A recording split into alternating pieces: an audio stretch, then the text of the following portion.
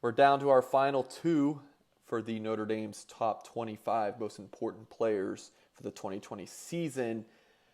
Ranking we put together here at blueandgold.com. Blue, my number two was Kyle Hamilton. I know is yours as well, and that's where he checks in, which also gives a strong hint at who number one is. But we'll discuss that our number one player with Patrick Engel in a future video. But Lou, Kyle Hamilton, I mean, man, he was just that kind of that number three safety, so good as a freshman that Notre Dame had to get him on the field. Well, now it's his defense. Yeah. Last year, that first practice at the Culver Academies, Kyle made 3 interceptions during just basic scrimmage work. And I was kind of like, oh no, here we go. We got a report that he made 3 interceptions, and now the expectations are going to be way out of whack. It was kind of like, I saw it as a beginner's luck, and even Brian Kelly afterwards tried to play it down. He said, "Oh, really? He got 3? Well, that's not bad or so."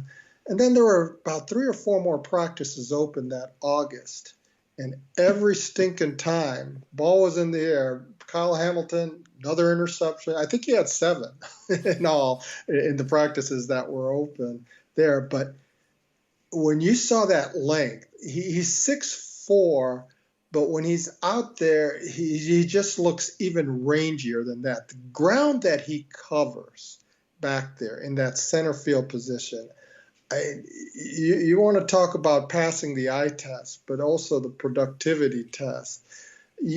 You got an early grasp that this guy's pretty doggone special, and you're thinking, how in the world is he going to get on the field?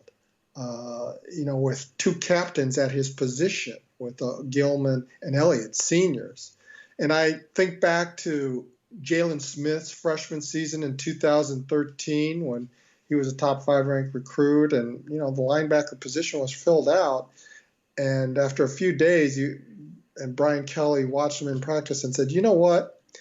If we can't find a way to get Jalen Smith on the field, then we stink as coaches." And I think that was the same opinion of Kyle Hamilton. So, I don't like necessarily putting Kyle Hamilton and Jalen in the same sentence, but his performance spoke for itself. Now, you got to avoid that sophomore jinx. The expectations are going to be immense for him this year, and there's going to be times where it's not going to come together always, and it's like, oh, what happened? What happened? Because he set an awfully high bar. But one of the reasons we have him, so high here at number 2 is you take him away from the defense, there's nobody that looks like him. You don't just replace that.